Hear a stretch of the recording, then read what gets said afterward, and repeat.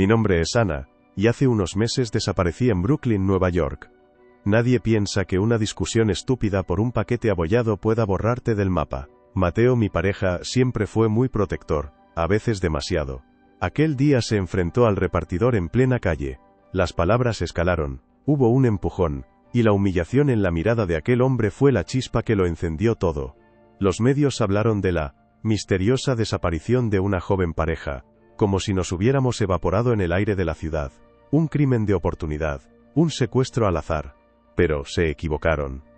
Lo que realmente sucedió es algo que hasta hoy me atormenta, un infierno silencioso que comenzó con una sonrisa falsa en el umbral de nuestra puerta. Esta es la primera vez que me atrevo a contarlo todo, sin filtros ni omisiones. Nuestra vida en Brooklyn era un caos organizado, una melodía de sirenas lejanas, el murmullo de conversaciones en media docena de idiomas subiendo por la ventana, y el olor a café y asfalto caliente que se colaba por las mañanas. Vivíamos en un tercer piso sin ascensor, un pequeño universo que habíamos llenado con muebles de segunda mano y sueños de primera. Mateo trabajaba como diseñador gráfico desde casa, y yo terminaba mi máster en Historia del Arte, pasando horas en la biblioteca pública, o visitando galerías modestas en Bushwick. La ciudad era nuestro lienzo. Cada día era una rutina reconfortante. El paseo matutino para comprar bagels, las tardes de estudio con el zumbido del portátil de Mateo de fondo, las noches en las que pedíamos comida tailandesa y veíamos películas hasta quedarnos dormidos en el sofá. Era una vida sencilla, predecible, y por eso mismo, perfecta. Después del incidente con el repartidor, un malestar sutil se instaló en el aire, como una nota discordante en nuestra sinfonía diaria. Mateo lo despachó como una anécdota más de la ciudad, pero yo no podía quitármelo de la cabeza. La mirada de aquel hombre, vacía pero a la vez llena de una humillación helada, se me había quedado grabada. Los días siguientes, una extraña sensación de ser observada, comenzó a perseguirme. A veces, al volver de la universidad, me parecía ver la misma furgoneta de reparto aparcada al final de la calle, siempre a una distancia prudencial. Lo achaqué a la paranoia, a la sugestión de vivir en una ciudad, donde el anonimato es tanto un refugio como una amenaza. Un par de veces, al sacar la basura por la noche, sentí un escalofrío en la nuca, la certeza irracional de que alguien me miraba desde la oscuridad del callejón. Se lo comenté a Mateo, pero él, en su afán por protegerme, lo minimizó. Es solo la ciudad, Ana, te acostumbrarás. Aquella noche, el aire era denso y olía a lluvia inminente. Estábamos preparando la cena, con la música sonando y las ventanas abiertas al bullicio de la calle. El pasillo de nuestro edificio apestaba a pizza quemada, cortesía del vecino del segundo. Era un martes cualquiera, indistinguible de los demás. Entonces sonó el timbre. Nos miramos, extrañados. No esperábamos a nadie. Mateo, secándose las manos en un trapo de cocina, fue a abrir. Yo me quedé junto a la encimera, cortando verduras. Oí una voz amortiguada, educada. Buenas noches, disculpen la molestia. Traigo un paquete de compensación de la empresa por el incidente del otro día. Sentí un nudo en el estómago. Me asomé por el quicio de la puerta de la cocina y lo vi. Era él. El mismo repartidor. Llevaba el uniforme impecable y sostenía una pequeña caja con una sonrisa que no le llegaba a los ojos. Mateo, siempre cortés, abrió la puerta un poco más para aceptar el paquete. Fue en ese instante que percibí que no había más vuelta. En un movimiento increíblemente rápido, el hombre dejó caer la caja y empujó a Mateo hacia adentro con una fuerza brutal. Oí el golpe sordo de su cabeza contra el suelo. Antes de que pudiera gritar, el repartidor ya estaba sobre mí. No vi un arma, no vi un cuchillo, solo vi un trapo blanco en su mano. El olor a pizza quemada del pasillo fue aniquilado por un hedor químico, dulce y nauseabundo, que me invadió los pulmones. Luché, pero sus brazos eran como acero. Me tapó la boca y la nariz con el trapo húmedo. Mi cuerpo se debilitó, mis piernas fallaron, y la luz de la cocina empezó a desvanecerse en puntos negros.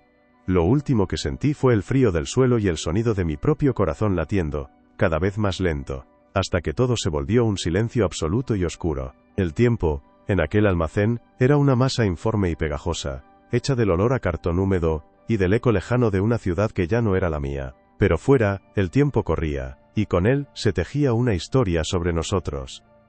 Una historia que no tenía nada que ver con la verdad. Cuando todo terminó, cuando las luces de las sirenas fueron reemplazadas por el resplandor estéril de una habitación de hospital, empecé a reconstruir el puzzle de nuestra ausencia.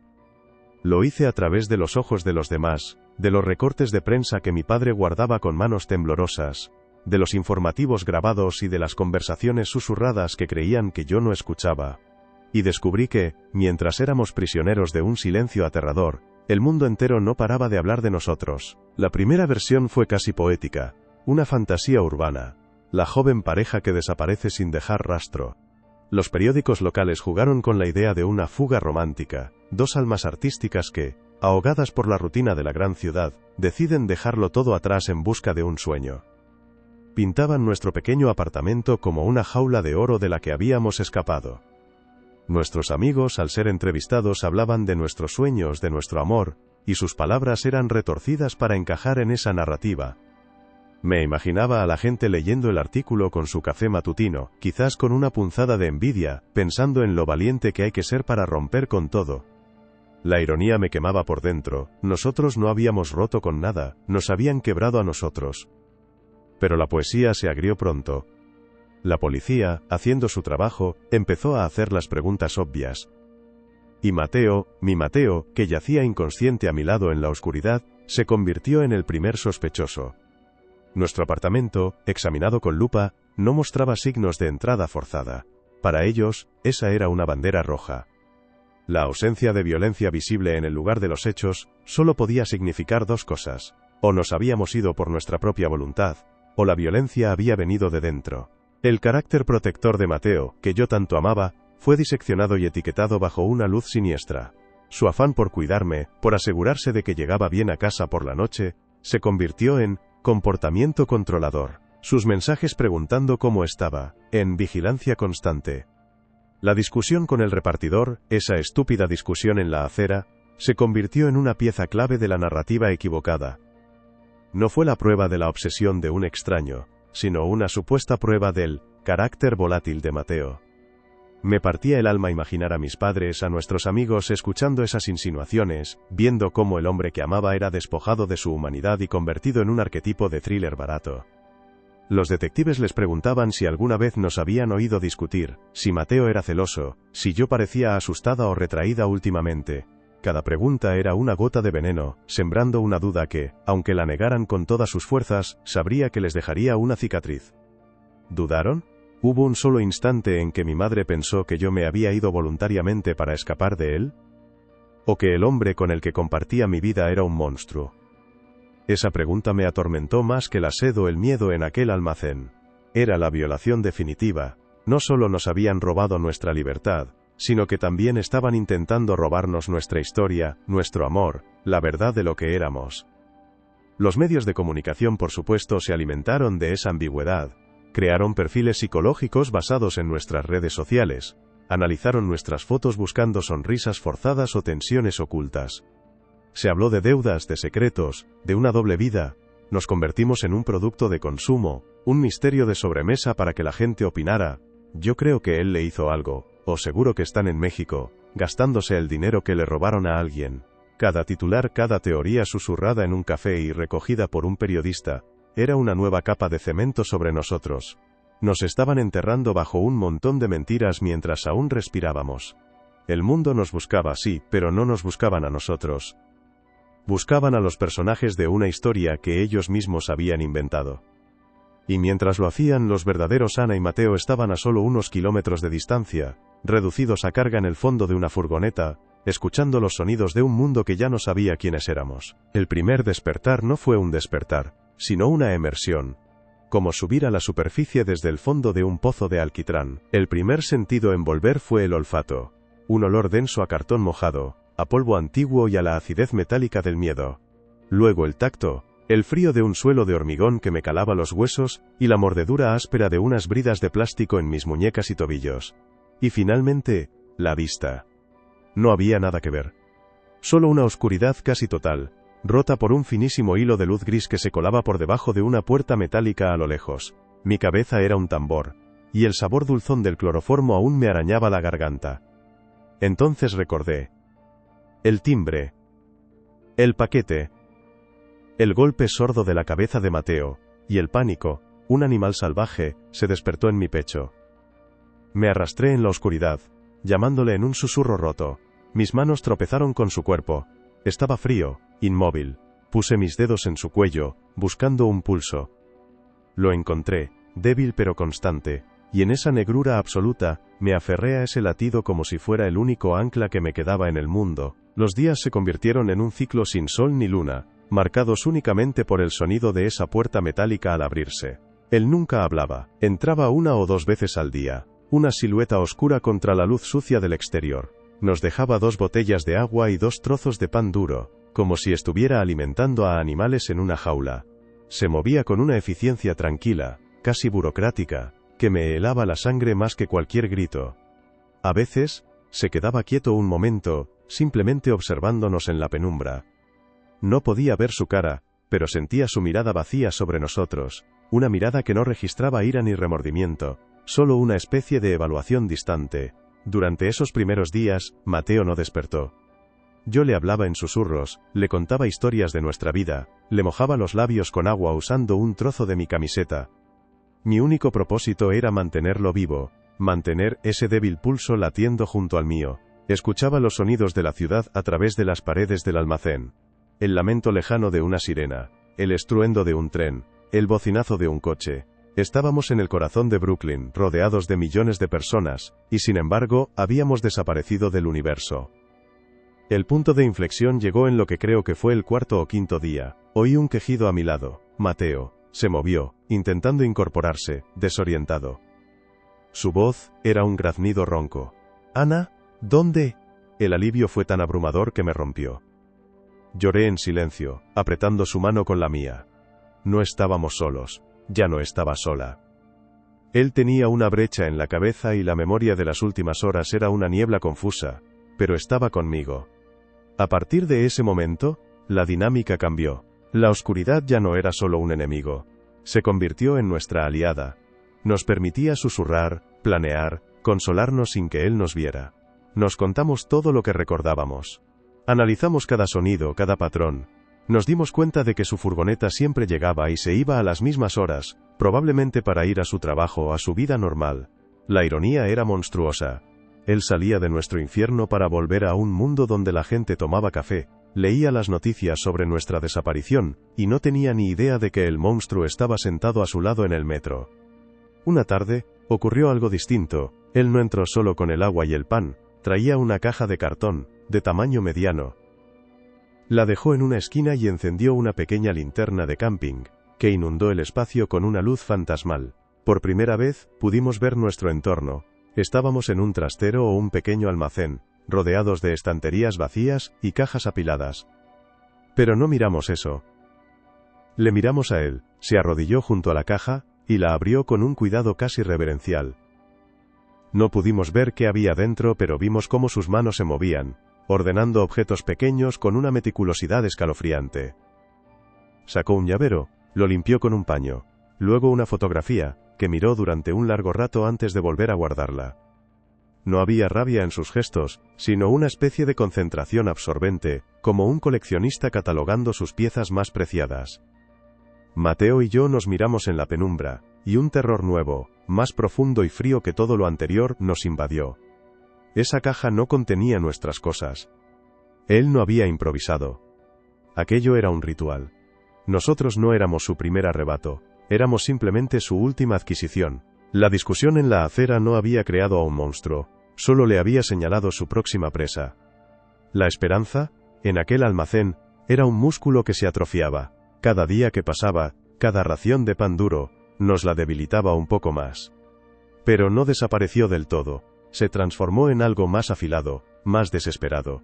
La pura voluntad de sobrevivir. Empezamos a notar un patrón en los sonidos del exterior. Mucho después del último tren de la noche, cuando el zumbido de la ciudad se convertía en un susurro, oíamos unos pasos. Lentos, metódicos. Un roce de llaves. Siempre desde la misma dirección, siempre a la misma hora. Un vigilante.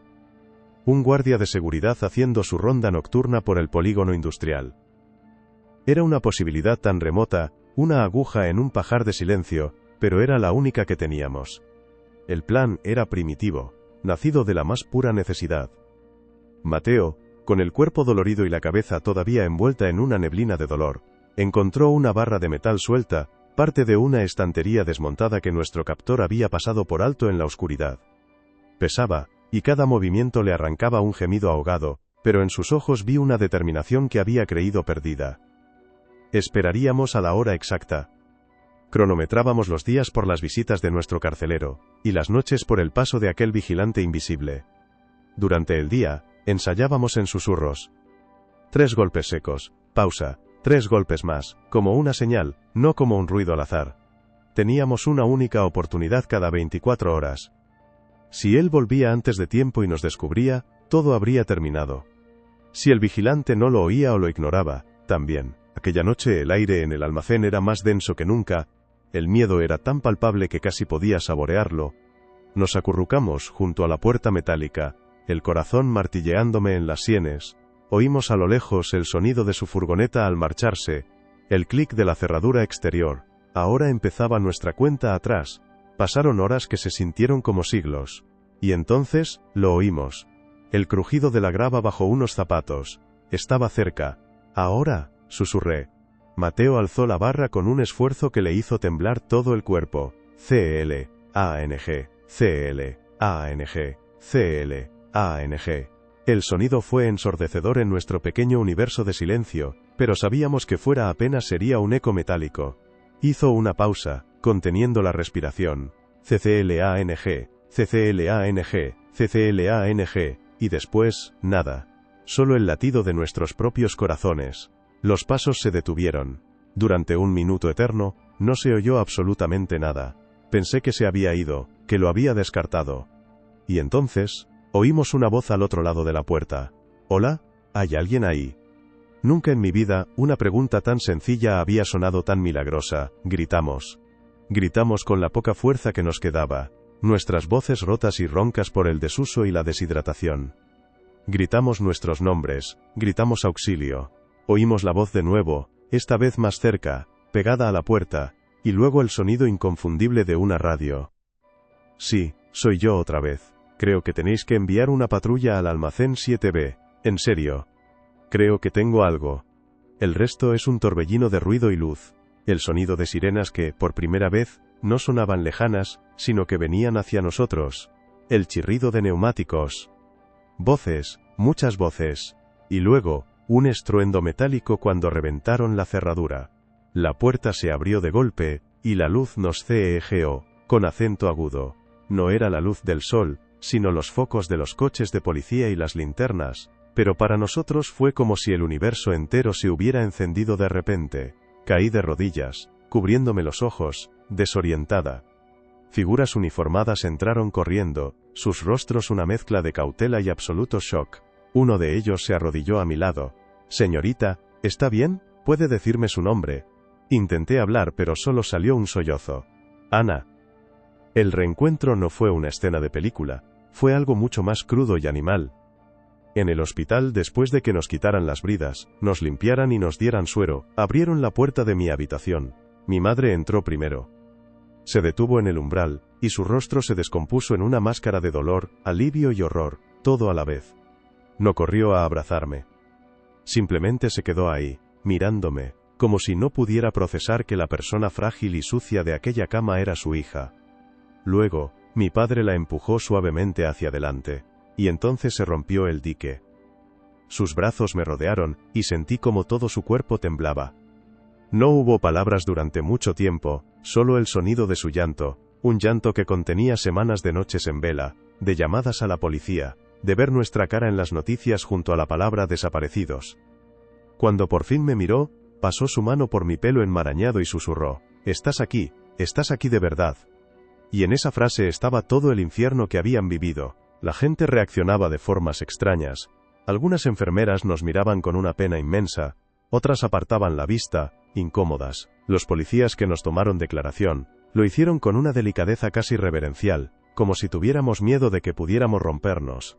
Pero fue un detective, un hombre mayor de ojos cansados llamado O'Malley, quien nos contó la verdad de todo aquello. Unos días después, cuando ya estábamos más fuertes, vino a vernos al hospital. Nos dijo que lo habían atrapado, que había vuelto al almacén mientras la policía estaba allí, con su uniforme y su furgoneta, como si fuera un día de trabajo cualquiera. No se resistió, simplemente se quedó parado, con la mirada vacía, mientras le ponían las esposas. Y entonces O'Malley nos habló de la caja. La prensa dice que encontramos sus cosas en su furgoneta, dijo, con la voz baja. Pero eso no es cierto. Se inclinó hacia nosotros. Ana, Mateo, en esa caja no había nada vuestro. La encontramos en el asiento del copiloto. Estaba llena de objetos pequeños. Un llavero con forma de Torre Eiffel. La foto de carnet de una niña pequeña. Un solo pendiente. Las llaves de un coche con un peluche colgando. Nos miramos, sin entender. Hicimos una comprobación, continuó el detective. Todos esos objetos pertenecen a otras 3 familias. Familias que viven en vuestro mismo edificio. En el segundo, en el cuarto y en el quinto piso. El frío que sentí en ese momento fue peor que el del suelo de hormigón. La discusión en la acera, la humillación de Mateo. No había sido el origen. Había sido el catalizador. Él no se había obsesionado con nosotros. Llevaba meses, quizás años, acechando nuestro edificio, eligiendo, coleccionando pequeños trofeos de sus posibles víctimas. Nosotros no fuimos un crimen pasional. Fuimos una elección de última hora. Y esa verdad, la de ser simplemente el resultado del azar en la mente de un depredador, es infinitamente más aterradora que cualquier historia de venganza personal que el mundo pudiera inventar. Habíamos vuelto, sí, pero habíamos regresado a un mundo que ya nunca volveríamos a ver de la misma manera. La prensa se obsesionó con la caja. La convirtieron en el símbolo de todo el caso. La caja del repartidor. Pero lo que el mundo supo, fue una versión editada, saneada para el consumo público. La verdad, el detalle que nunca se filtró y que el detective O'Malley nos confió en voz baja en aquella habitación de hospital, es mucho más oscuro. La caja no era un almacén de trofeos, era su kit de caza. Y en su apartamento, un pequeño estudio en Queens que apestaba a soledad y a desinfectante, encontraron el verdadero horror. No solo tenía los objetos de las otras 3 familias de nuestro edificio. Tenía planos de nuestros pisos, dibujados a mano con una precisión escalofriante. Tenía horarios de nuestras vidas, anotados en una libreta. A qué hora salía el padre del cuarto a trabajar. Qué días la madre del segundo iba a hacer la compra. Cuándo se quedaba sola la niña del quinto. Y lo peor, lo que aún me provoca náuseas al recordarlo, eran las grabaciones. Pequeños micrófonos que había conseguido pegar en los conductos de ventilación. Había horas de nuestras vidas grabadas, discusiones sobre qué cenar, Mateo riendo con una película, el sonido de mis llaves al entrar. Nos había estado escuchando respirar. Pero ni siquiera eso fue lo que heló la sangre del detective O'Malley, fue el historial de búsqueda de su ordenador. Junto a búsquedas sobre cloroformo híbridas de alta resistencia, había una que la fiscalía decidió no hacer pública para no causar un pánico masivo. Durante semanas, había estado buscando información sobre la rapidez con la que la cal viva disuelve los tejidos blandos y los huesos pequeños. La foto de carné de la niña del quinto piso, la que llevaba en la caja, no era un trofeo futuro, era el objetivo principal. La discusión con Mateo no creó un monstruo, simplemente cambió sus planes en el último segundo. Nos eligió a nosotros por impulso, porque Mateo le había hecho visible, le había humillado. Fuimos un arrebato. Un cambio de guión en su verdadera y metódica película de terror. Y esa es la verdad que me atormenta. No fuimos las víctimas de una venganza, fuimos el daño colateral de una monstruosidad mucho mayor que estaba a punto de ocurrir. El resto del proceso fue un borrón mediático y legal que vivimos como si le estuviera pasando a otros. Lo atraparon porque en su arrogante rutina, volvió al almacén a la mañana siguiente. No para comprobar si seguíamos allí, sino para dejar su furgoneta de reparto en el aparcamiento del polígono, como hacía cada día antes de empezar su ruta. Se topó de frente con el cordón policial y no dijo nada, simplemente se detuvo y levantó las manos. Su juicio fue un trámite silencioso. Nunca habló, nunca mostró una sola emoción. Su abogado intentó alegar un trastorno mental, pero las pruebas de la premeditación eran tan abrumadoras. Los planos, los horarios, las grabaciones, las búsquedas en Internet, que el jurado tardó menos de una hora. Fue condenado por 2 cargos de secuestro, 2 de intento de homicidio, y múltiples cargos de acecho. La sentencia fue la máxima posible, 2 cadenas perpetuas consecutivas, sin posibilidad de libertad condicional. Desapareció en el sistema penitenciario, convertido en un número, tan anónimo como lo era para nosotros antes de que llamara a nuestra puerta. Nosotros también desaparecimos, a nuestra manera. No pudimos volver a aquel apartamento. Cada crujido del suelo, cada sirena lejana, era el eco de aquellos días. Vendimos todo, y nos mudamos a una pequeña ciudad en el norte del estado, un lugar tranquilo donde los árboles son más altos que los edificios. Mateo todavía tiene pesadillas. A veces se despierta gritando, convencido de que sigue en la oscuridad. Yo encontré mi propio infierno en las cosas cotidianas. El sonido de un timbre es suficiente para que mi corazón se detenga por un segundo. Desconfío de las sonrisas de los extraños, de la amabilidad no solicitada. Ya no aceptamos paquetes en la puerta. Todo lo recogemos en la oficina de correos. Hemos construido un castillo a nuestro alrededor, pero el foso está dentro de nosotros. El mundo habla de nosotros como los supervivientes, la pareja que volvió del abismo. Pero no volvimos enteros.